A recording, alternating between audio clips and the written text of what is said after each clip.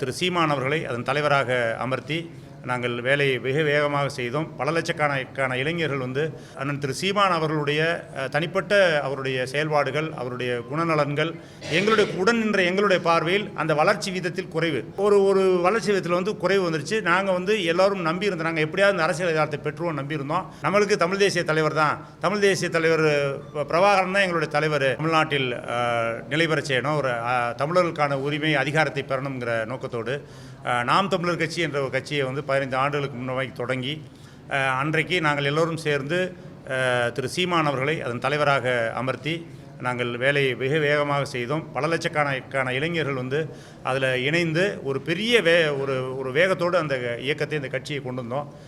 காலப்போக்கில் அதன் தலைமையாக இருந்த அண்ணன் திரு சீமான் அவர்களுடைய தனிப்பட்ட அவருடைய செயல்பாடுகள், அவருடைய குணநலன்கள், அவருடைய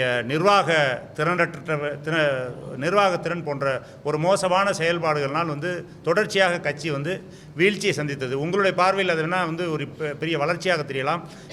உடன் நின்ற எங்களுடைய பார்வையில் அந்த வளர்ச்சி வீதத்தில் குறைவு, அதாவது 1.1, 3.7, 6.8 அப்படி இருந்த அந்த கட்சி அடுத்ததாக 15 விழுக்காடு 16 விழுக்காடு வந்திருக்க வேண்டிய நிலைமையில் 8.1 நிற்குது. அப்படிங்கிறப்ப அந்த வளர்ச்சி விதத்தில் குறைவு.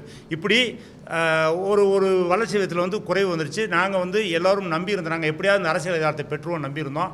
ஆனால் அவருடைய செயல்பாடுகளில் எந்த விதமான மாற்றமும் இல்லை. தொடர்ச்சியாக ஒரு தன்னிச்சையான போக்கு, இதே செய்கிற போக்கு, தான் என்ற ஒரு திமிர், இது போன்ற ஒரு ஆணவத்தால் தொடர்ச்சியாக கட்சியில் பல பேர் வெளியில் போனாங்க.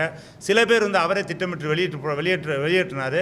நாங்கள் எல்லாம் சேர்ந்து கூடி தமிழர் ஒருங்கிணைப்பு இயக்கம், இதே அரசியலை நம்ம செய்யணும், நம்மளுக்கு தமிழ் தேசிய தலைவர் தான், தமிழ் தேசிய தலைவர் பிரபாகரன் தான் எங்களுடைய தலைவர், தமிழ் தேசிய கொள்கையில் தான் எங்களுடைய கொள்கைங்கிற அந்த முடிவோடு இருக்கிற நாங்கள் எல்லாம் ஒன்று சேர்ந்து தமிழர் ஒருங்கிணைப்பு இயக்கம் என்ற ஒன்றை தொடங்கணும் திட்டமிட்டு இதே நம்ம மன்றத்தில் தொடங்கி அதன் அடிப்படையில் சென்ற நவம்பர் 27 மாவீரர் நாள் அன்று திருச்சியில் ஒரு பெரிய மாவீரர் நாள் கூட்டத்தை நடத்தி ஈழ விடுதலைக்காக உயிர் நீத்த போராளிகளுக்கு ஒரு பெரிய மாவீரர் நாள் நிகழ்வை நடத்தி வீரவணக்கத்தை செலுத்தினோம்.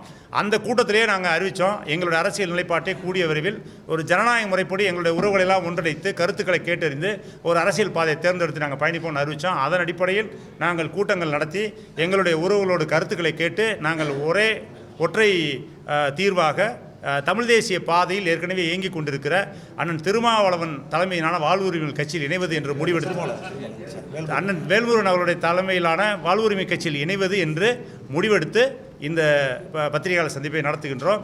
இன்று முதல் நாங்கள் அந்த கட்சியில் இணைந்து பயணிக்கலாம் என்று முடிவெடுத்திருக்கிறோம்.